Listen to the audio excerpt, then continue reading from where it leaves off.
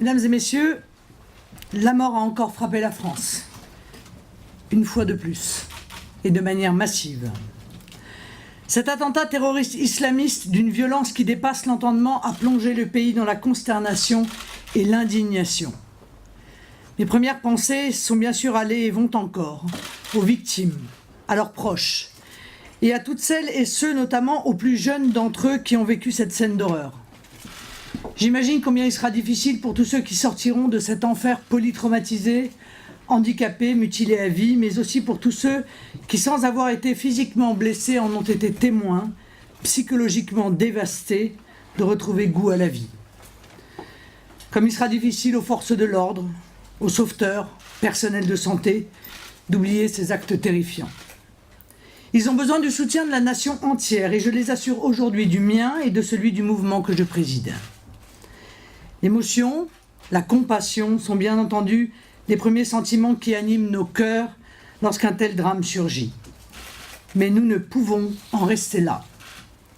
Très vite, il nous faut, au-delà des mots et des paroles de réconfort, réfléchir aux responsabilités qui ont mené à un tel drame et trouver les solutions pour éviter qu'il puisse se reproduire. C'est donc très vite le temps de l'action qu'il faut engager. Et c'est là que naissent mes premières inquiétudes. Dans cette perspective, je veux d'emblée m'attaquer à une tentation très lourde de conséquences et à mon sens très coupable, qui serait celle du fatalisme. C'est un point crucial. Plusieurs graves erreurs d'analyse peuvent mener les Français sur la pente du fatalisme. Et je veux ici dénoncer ces erreurs pour mieux les éviter. D'abord, quand on nous dit qu'il s'agit là d'actes imprévisibles, quand on cherche à les attribuer à la seule folie humaine, au dérangement psychiatrique d'individus qu'on ne pourrait détecter ou empêcher d'agir, je vois là la pente infiniment dangereuse de l'excuse. Personne ne nous fera croire, dans l'objectif de dégager le gouvernement de sa responsabilité, que la seule folie humaine expliquerait un attentat terroriste d'une telle ampleur. Cessons de vouloir manipuler les Français. Cet attentat, d'ailleurs revendiqué par Daesh, est la conséquence d'une idéologie meurtrière qu'on laisse se développer dans notre pays, l'idéologie du fondamentalisme islamiste. Il est aussi la conséquence de carences gravissimes de l'État dans sa mission première, qui est la protection de nos compatriotes. J'y reviendrai. Le fatalisme peut aussi trouver sa source dans le renoncement à l'autorité de l'État. Toutes les déclarations officielles nous y encouragent. Quand un Premier ministre nous explique que nous devons nous habituer aux attaques terroristes, quand un autre responsable nous dit que le problème ne pourra être réglé que sur plusieurs générations, j'entends un discours de renoncement qui ne peut inciter la population qu'au défaitisme, au découragement et à l'angoisse. Il faut à l'inverse rappeler l'impérieuse et la légitime autorité de l'État. Pardonnez-moi ce petit détour par la philosophie politique, mais il est nécessaire, tant les discours de nos dirigeants se sont éloignés des principes de base que je veux rappeler. L'autorité de l'État existe pour garantir aux citoyens leur liberté. C'est l'essence même du contrat social que de remettre à une autorité légitime le recours à la force pour garantir la liberté de la collectivité et les libertés de chacun des individus qui composent cette collectivité. Le renoncement à cette autorité légitime, le fait de ne plus accepter que l'État ait recours à la force légitime que lui confère le contrat social, c'est accepter l'anarchie, le droit du plus fort et donc la privation de liberté pour les citoyens. Les gouvernements que la France connaît depuis maintenant des décennies n'ont eu de cesse de refuser d'agir, de préférer à la fermeté et à l'autorité la culture de l'excuse, de la compréhension. Ils n'ont eu de cesse de refuser de trancher, d'éviter d'employer les moyens pourtant légitimes de l'action face à ceux qui veulent imposer leur propre vision du monde, leur propre autorité, leurs propres règles. Le renoncement de l'État est devenu tellement fort et il semble désormais tellement naturel que nous sommes aujourd'hui obligés d'assister à des situations proprement inadmissibles. Nous voyons un président de la République, un Premier ministre et un ministre de l'Intérieur passer leur temps à commenter des attentats, à dire qu'il était impossible de les éviter, à sermonner tous ceux qui osent critiquer leur inaction et à continuer à donner des leçons à la terre entière sans jamais se remettre en cause. Dans n'importe quel pays du monde, je dis bien n'importe quel pays du monde, un ministre au bilan aussi épouvantable que Bernard Cazeneuve 250 morts en 18 mois auraient démissionné depuis longtemps. Il est aussi inadmissible d'entendre l'opposition donner aujourd'hui des leçons, elle aussi. Je pense évidemment au parti Les Républicains qui était encore au pouvoir il y a 5 ans. Cette opposition qui est aussi profondément responsable du chaos que connaît notre pays parce qu'elle avait désarmé l'État en affaiblissant considérablement nos forces de police et de renseignement, parce qu'elle était aussi immigrationniste, parce qu'elle avait mené une politique étrangère suicidaire.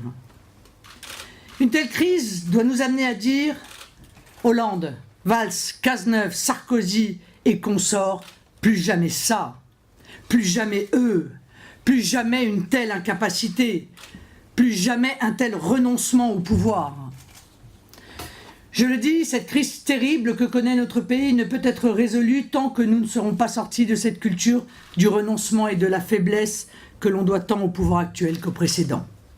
Alors nous devons relever la tête et employer tous les moyens légitimes que nous donne notre Constitution, que nous donnent nos lois, pour désormais éradiquer l'islamisme radical. Il faut le mettre hors d'état de nuire et tout faire pour que plus un seul de ses tenants ne puisse menacer notre collectivité, notre sécurité. Il est temps, puisque rien ou presque rien n'a été fait jusqu'à présent, de déclarer la guerre au fondamentalisme islamiste.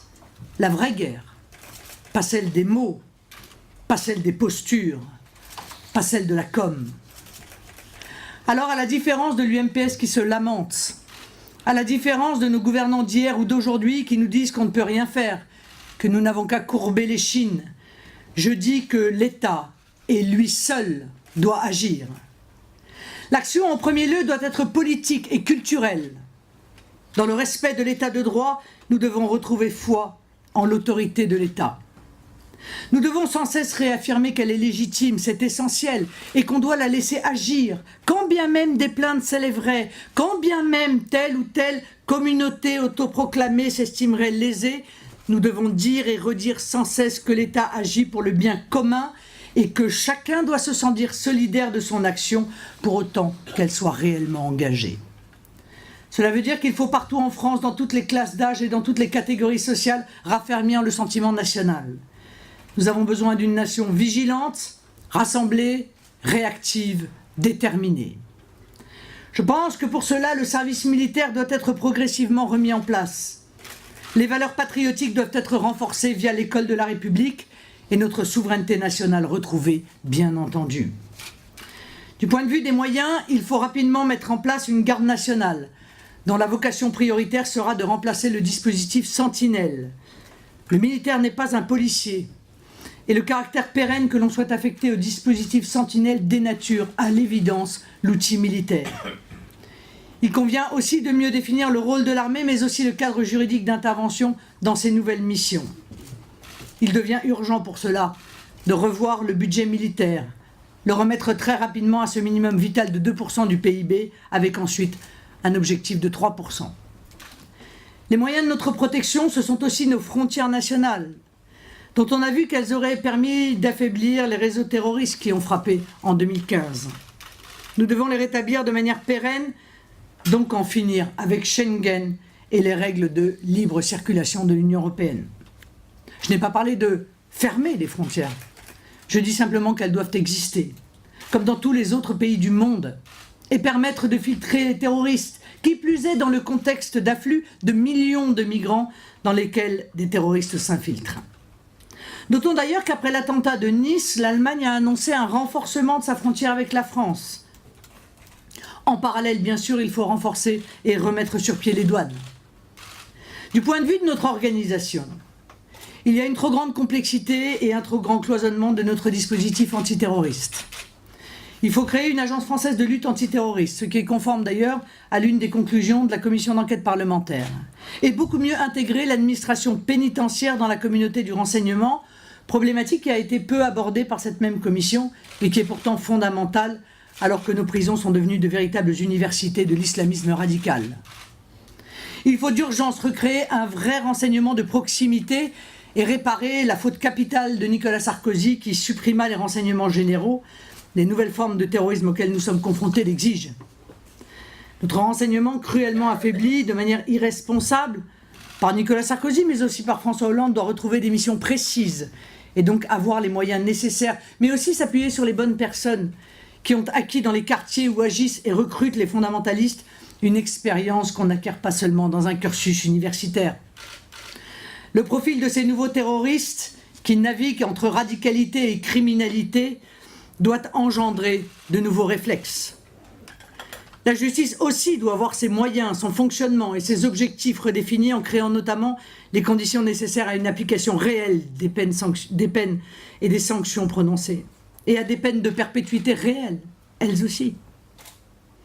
Il faut nous battre en réorganisant et en revalorisant le corps de la magistrature. À peine plus de 25% de nos magistrats se consacrent aujourd'hui à des tâches purement pénales. Il conviendrait de revoir la formation avec des écoles d'application spécifiques dont une se consacrerait à la lutte antiterroriste. Du point de vue de la gestion sur notre territoire de l'idéologie mortifère de l'islamisme radical, il faut agir sur les deux volets que sont la prévention et la répression. Je propose une nouvelle fois d'adopter la même loi qu'aux Pays-Bas, celle de la déchéance de nationalité pour les binationaux radicalisés, qui permettra leur expulsion définitive du territoire. Contre les nationaux, ils sont rares. Il faut appliquer l'article 411-4 du Code pénal, successeur de l'article sur l'intelligence avec l'ennemi, qui permet des condamnations jusqu'à 30 ans de détention criminelle. Il faut aussi remettre en place pour les étrangers, malgré la Convention européenne des droits de l'homme, que sur ce point l'on ne se privera pas d'ignorer, la double peine supprimée par Nicolas Sarkozy. C'est un point fondamental. Cette double peine aurait pu s'appliquer aux terroristes tunisiens de Nice, qui aurait dû être renvoyé de France après ses condamnations judiciaires. Que faisait encore cet individu sur notre territoire? Pourquoi n'avait-il pas été expulsé en Tunisie? Lui qui, depuis 2010, commettait des exactions, était considéré comme un être violent et néfaste, condamné en mars 2016 par la justice. La responsabilité de ceux qui ont supprimé la double peine est ici flagrante. Plus généralement, comment ne pas comprendre le vivier que représente l'immigration de masse depuis tant d'années pour les dérives communautaristes, l'enfermement dans la radicalité et un jour, dans certains cas, le passage à l'acte meurtrier. Continuer de faire entrer tant d'étrangers en France est une faute lourde. Ne pas revoir de fond en comble notre code de la nationalité pour en supprimer le droit du sol et la possibilité de la double nationalité extra-européenne et le rendre beaucoup plus strict, exigeant et méritocratique l'est tout autant. Accepter la politique des quotas de migrants imposés par l'Union européenne relève là aussi de la plus grande irresponsabilité. On reconnaissait en haut lieu récemment l'existence de centaines de Molenbeek en France. Qui fait l'État? Qu'attend-il pour rétablir l'ordre? Pour y vider les caves de leurs armes? Pour y rétablir les services publics et les conditions d'intervention de la sécurité publique? Pourquoi l'État y laisse-t-il la situation pourrir? A-t-il peur d'intervenir? Quand je vous parlais d'un renoncement à l'autorité légitime de l'État, nous y sommes en plein. Les Français ne supportent plus qu'existent en aussi grand nombre les zones de non-droit sur le territoire national. D'une manière générale, concernant la mouvance islamiste, il est plus que temps de dire stop à la naïveté, voire à la complaisance et à l'électoralisme. Il faut faire respecter nos lois, nos valeurs et la laïcité républicaine partout. Ainsi, je demande la dissolution immédiate de l'UOIF et l'interdiction des autres organisations radicales, dont celle des frères musulmans. Quand je pense que certains, omniprésents sur les médias depuis l'attentat terroriste islamiste de Nice, ont entretenu tant de liens avec ces mouvances, les ont subventionnés et choyés, je suis abasourdi que personne ne vienne leur rappeler leur immense responsabilité.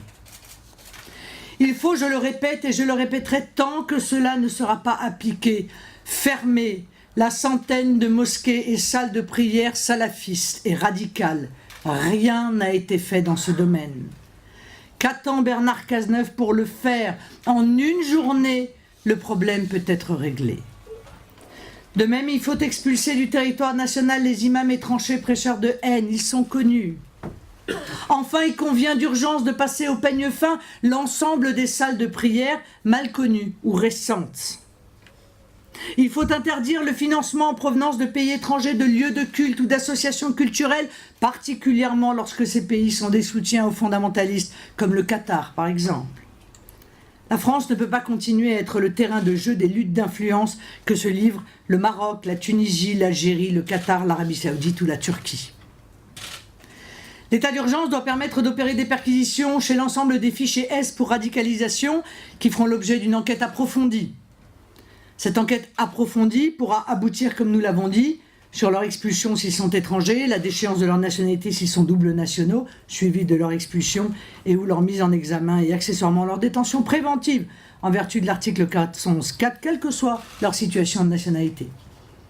Expulser ce que l'on doit expulser, incarcérer ceux qui manifestement sont dangereux, surveiller les autres. Concernant au passage ce qui se passe en Turquie, je n'ai qu'une chose à dire. Nous devons laisser ce pays régler ses problèmes lui-même, en espérant que la démocratie et le droit y régneront enfin un jour dans la tradition laïque qui fut la sienne.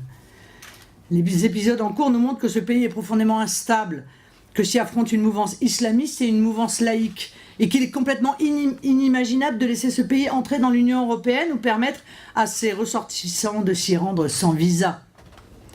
Tous ceux qui défendent l'entrée de la Turquie dans l'Union européenne, au premier rang desquels M. Sarkozy, qui a tout fait durant son mandat pour accélérer cette entrée en ouvrant de nombreux nouveaux chapitres d'adhésion, commettent un véritable crime contre la sécurité des Français.